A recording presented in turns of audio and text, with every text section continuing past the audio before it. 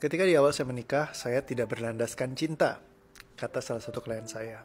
Ternyata dia menjalani hubungannya semua karena hanya dijodohkan dan rasanya nggak senang banget, nggak happy. Dia bilang, aku nggak merasa bahagia dan rasanya hidupku rasanya kosong gitu ya.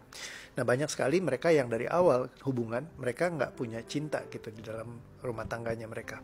Dan seringkali mereka meyakini bahwa cinta adalah satu hal yang mutlak dan harus ada berlandaskan di dalam sebuah pernikahan.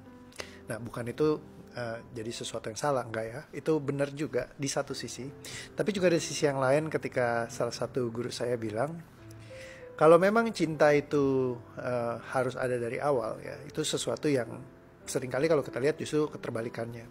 Kalau orang-orang lama kita sering lihat banyak sekali yang keluarganya dijodohkan, suami sama istri dijodohin, dan ternyata kakek-kakek nenek kita ini sampai akhirnya walaupun awalnya banyak berantemnya, nggak seneng, nggak happy, tapi mereka selalu memperjuangkan hubungannya. Nah beda sama generasi sekarang yang gampang banget nikah cerai ya, hari ini married ya 2 bulan lagi bubar gitu, sering banget, bahkan ada yang sampai cuman berapa minggu doang gitu ya. Dan itu udah jadi hal yang lumrah, semakin banyak ya kita sudah mulai menormalisasikan perceraian. Jadi kayaknya kalau bubaran nikah jadi kayak orang pacaran sekarang ya, kalau married oh kalau nggak cocok ya udah kita langsung bubaran aja. Nah memang yang paling kalau kata orang lama, yang paling susah itu mempertahankan pernikahan, bukannya untuk sekedar kayak nikahnya gampang, tapi memperjuangkannya itu yang susah. Ya. Nah itulah salah satu kalimat yang menurut saya paling salah. Jadi nikah itu jangan diperjuangkan, jangan dipertahankan, bukan energi dari situ. Tapi perlu untuk dinikmati, dikasihi, dicintai, dan dibawa asik selalu. Karena kalau enggak, ya itu jadi beban sih, heavy banget gitu.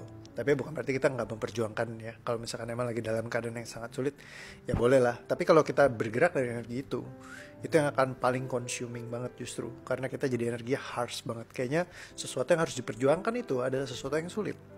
Bagaimana kalau hubungan pernikahan Anda bisa penuh dengan cinta, kasih sayang.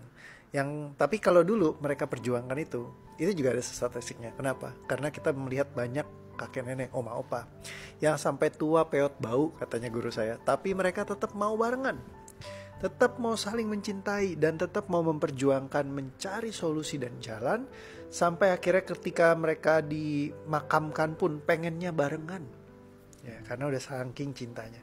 Jadi cinta itu bukan sesuatu yang muncul gitu aja. Kebanyakan orang salah menginterpretasikan doyan dengan cinta. Ini yang dikatakan sama Lex de Praxis. Orang jatuh doyan bukan jatuh cinta. Jadi mereka pas ngeliat pandangan pertama kayaknya seneng gitu. Karena apa? Dia good looking, dia kelihatannya baik apa segala. Begitu tahu ternyata mereka juga ada kekurangannya, langsung tiba-tiba udah gak cinta lagi. Berubahlah dia berubah, pasangan juga lihat, loh kok ini berubah juga? Dua-duanya berubah. Ya akhirnya jadi berantakan lah hubungannya, jadi kacau ya, dan itu yang bikin jadi pernikahan itu tidak bisa dipertahankan. Dan makin lama makin sekarang kita makin lihat trennya, memang lebih banyak orang yang ya begitulah, kebawa beban emosi, langsung ambil shortcutnya aja, udah bubar. Makanya kita lihat sekarang perceraian sangat banyak, sudah mulai dinormalisasi di mana-mana. Terus bahkan kalau yang bisa bercerai itu dibilangnya oh hebat nih karena berani mengambil sebuah keputusan. Well buat aku sih pribadi, ya memang itu bagus dan berani. Nah cuman kalau misalkan semua orang jadi menggunakan kalimat ini, sehingga kadang-kadang hal-hal yang kecil pun yang sebenarnya masih bisa diselesaikan, orang jadi memilih untuk berpisah dan bercerai. Karena apa? Kalau bercerai malah dianggap berani gitu. Nah ini yang perlu kita sebenarnya untuk telaah bersama gitu ya. Jadi supaya jangan ini jadi sesuatu yang normalisasikan. Coba untuk ya menjagalah, pertahankan, perjuangan kalau memang perlu. Dan kalau misalkan untuk next levelnya adalah menciptakan sukacita di dalam rumah tangga sehingga bisa lebih happy, lebih asik lagi. Saya juga masih berjalan melewati itu semua. Ada gak kadang-kadang yang perselisihannya, perbedaan pendapatnya? Ada. Yang bikin gedek juga ada. Kadang aduh pengen lempar kulkas gitu ya. Cuman ya itulah dinamikanya yang kita perlu untuk lewatin sih, belajar. Aku juga nggak tahu, mungkin bisa aja sih ngalamin kayak yang lain juga. Oh nanti pernikahan lu bubar, bisa aja. Aku juga nggak pernah tahu. Tapi dalam setiap momennya ya perjuangkanlah yang terbaik, berikan yang terbaik yang kita bisa masing-masing.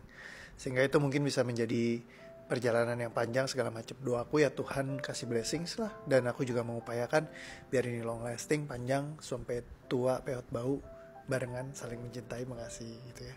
Semoga teman-teman juga semuanya sama. Intinya kalau dari awal nggak pakai hati bukan berarti Anda akan selamanya di sana. Tapi itu sesuatu yang bisa di-develop, bisa dibentuk. Ya, seperti yang dibilang sama Simon Sinek di salah satu materi yang dibawain adalah cinta itu nggak ada variabelnya. Karena bukan cuma sekedar dari satu dua perilaku yang kita lakukan, tapi dari hal yang banyak kita lakukan secara berulang terus-menerus yang saling mensupport, yang hal-hal kecil inilah yang akhirnya bikin mereka mencintai kita dan kita juga bisa mencintai mereka. Jadi, ya, nggak ada variabelnya. Lakukan aja terus sering-sering. Ya, berikan semua hal terbaik yang bisa kita lakukan. Dan cinta akan muncul karenanya. Semoga membantu. See you again. Dadah.